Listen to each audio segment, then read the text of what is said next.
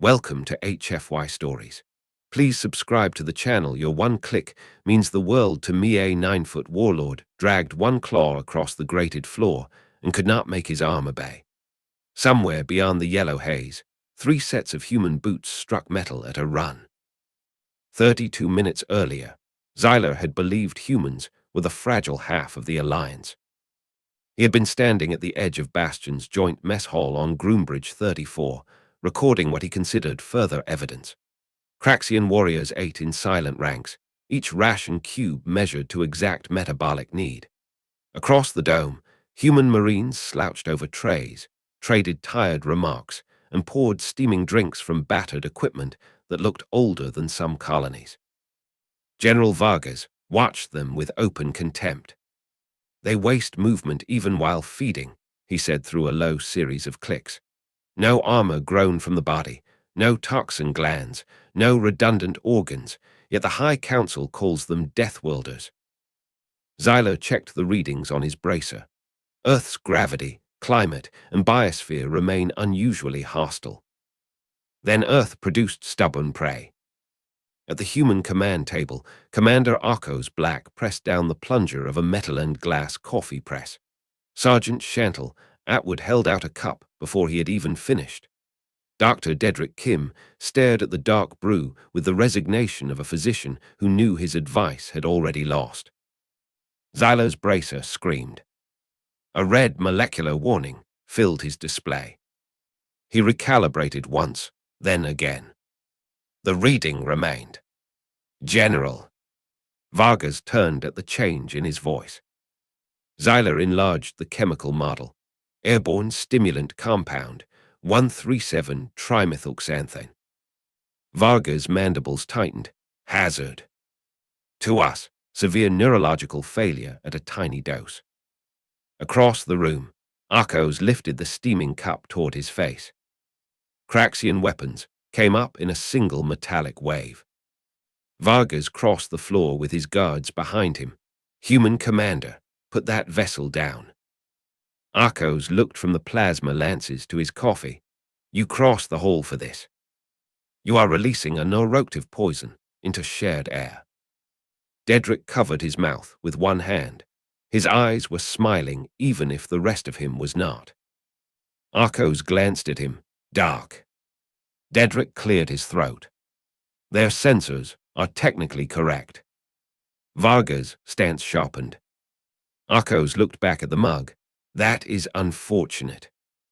Xyler stepped closer, holding the display where the humans could see it. "The molecule evolved as a plant defense. It harms small feeding organisms and disrupts nervous systems. Why is it in your cup?" Chantal answered before Akko's could. "Because we had a long night." Vargas stared at her. Akko's raised the mug, drank, swallowed, and exhaled through his nose. Every Craxian in the nearest ranks recoiled. Xyler forgot to breathe for half a second. His scanner showed the human's heart rate climbing, alertness increasing, and no catastrophic failure. "You consumed it," he said. "That was the plan. Deliberately." Akko's took another sip. "Usually more than once." Since Xyler's arrival at Bastion, he had never seen Vargas lose a reply so completely. Dedrick pushed his glasses higher. "Human metabolism handles it differently. It interferes with fatigue signaling. For us, the practical result is wakefulness." Vargas slowly lowered his lance. "Your species drinks a botanical defense chemical because you are tired." Chantal lifted her own cup. "Now you understand mornings." The Craxian formation withdrew, but the mess hall did not return to normal. Hundreds of multifaceted eyes remained fixed on the human table. Xyler began a new threat assessment file. Then Chantal reached into her tactical vest and produced a small glass bottle. Akko saw it and frowned. "Sergeant." "What?" "Tell me that is not the sauce you mentioned on the transport." Her grin answered him. Dedrick leaned away. "No, absolutely not. Your stomach has rights." Chantal twisted the cap. "Bastion's alarms detonated into sound. Red strobes flooded the dome. Blast doors slammed shut. Ventilation fans reversed hard enough to rattle loose utensils across tables. The station AI announced a Category 9 airborne irritant. Craxian shields snapped into place. Varga's disbelief was almost worse than anger. Black, what have your soldiers released now? Chantal froze with the bottle above her eggs. Released. Xyler scanned the air and felt his legs go rigid. Capsaicin, he said. Extreme concentration. Vargas looked at him. Our thermal pain receptors would read this as burning tissue. Respiratory exposure could disable a warrior. Akos closed his eyes for one brief second, then called an override code to the station AI. The sirens stopped. Silence dropped over the hall. Chantal pointed at her tray. It is food. It is not food, Vargas said. It is a chemical assault. It goes on food. That distinction is meaningless. Chantal poured a dark red streak across the powdered eggs. Xyler made a sound he would later delete from the official recording. She ate a forkful. Her eyes watered. Color rose into her face. She breathed out sharply, then nodded. Better. Vargas stared at her, as if she had just bitten through armor plating. You experience pain from it, he said. Sure. And continue eating. That is part of the point. Xyler added another line to the new file. Vargas turned toward him without taking his eyes off Chantal. Raise human, hazard classification. To what category? Vargas watched Akos drink more coffee, while Chantal added another drop of sauce. Highest provisional. The floor jumped. This alarm carried no confusion. A deep impact rolled through Bastion, followed by another. Lights flickered. Tactical displays across the walls went black. Sector 7 breach, the station AI announced. Primary armory access lost. Vargas changed instantly. Curiosity vanished. Command took its place. Craxian warriors formed moving shield walls and poured from the mess hall. The Xyloc tunneled under the perimeter, Xyler said, reading the first surviving sensor feed. Vargas pointed toward the secondary bunker. Black, withdraw your personnel. The close tunnels favor them. Akos checked his sidearm. If they hold the armory corridor, we lose the base. You are not built for swarm contact. Akos looked at Chantal. She was already lifting her rifle. Dedrick sighed and drew a compact weapon from his medical kit. I would like it entered into the record that I object. The three humans ran toward Sector 7. Xyler followed the tactical feed from behind the Craxian line.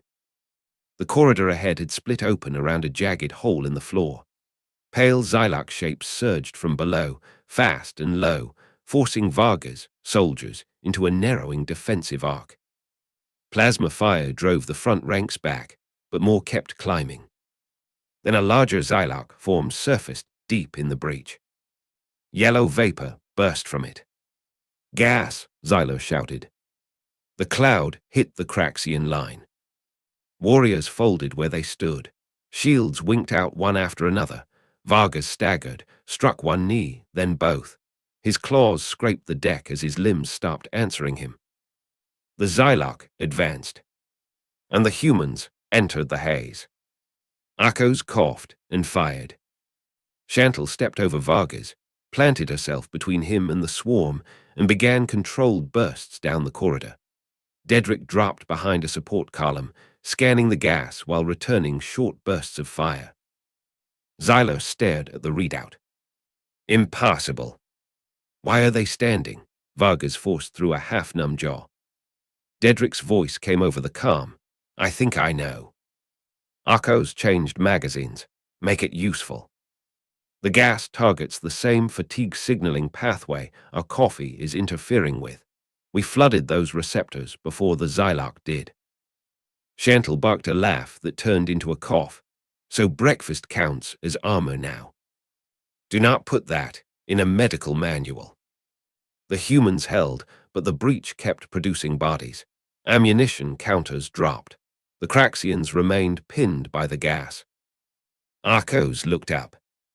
Above the crater, a heavy ventilation intake pulled air toward the lower ducts. Then his eyes shifted to Chantal's vest. The source. She stared at him. You cannot be serious. Do you still have it? She pulled out the bottle. Dedrick understood first. Their tunnel species navigates through chemical and thermal sensing. Arcos pointed at the intake. If we disperse it. Dedrick looked at the scanner, then at the Xylark pouring upward. Sensory overload. Maybe panic. Maybe enough to break the push. Chantal tossed him the bottle.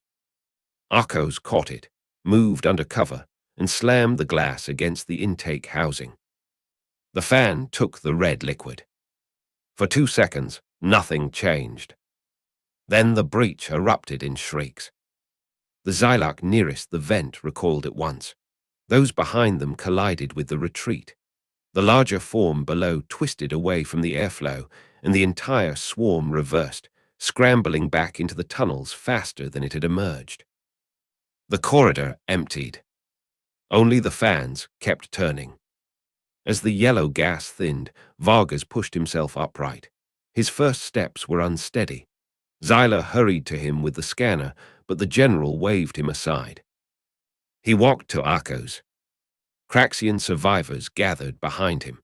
Human marines appeared at the far end of the corridor, weapons still raised, unsure whether another attack was coming. Vargas crossed both forearms over his chest. Then he bowed his head. The corridor went still. We measured your species by armor, claws, and organs, Vargas said. We measured the wrong things. Arcos lowered his weapon. Vargas continued. You entered a toxin cloud that stopped my entire line. You used the same breakfast we marked to break the assault. I called your people auxiliaries. I withdraw that judgment. Chantal leaned against the wall, breathing hard. That almost sounded friendly. Vargas ignored her. He looked directly at Arcos. Craxian forces will no longer take position ahead of yours as if protecting weaker troops. From this cycle onward, we form the line together. Arcos gave one tired nod. That works for me. Vargas' gaze moved to the shattered hot sauce bottle. One condition. Chantal raised an eyebrow. Keep your condiments pointed at the enemy. Later, when Bastion's power stabilized, Xylo returned to the mess hall to finish his report. The Craxian tables were no longer perfectly separated from the human ones. Near the center of the dome, one empty place had been left between a stack of gray ration cubes and Arco's Black's battered coffee press. No one had ordered it there. On the table beside the vacant seat sat a clean metal cup, turned upright and waiting.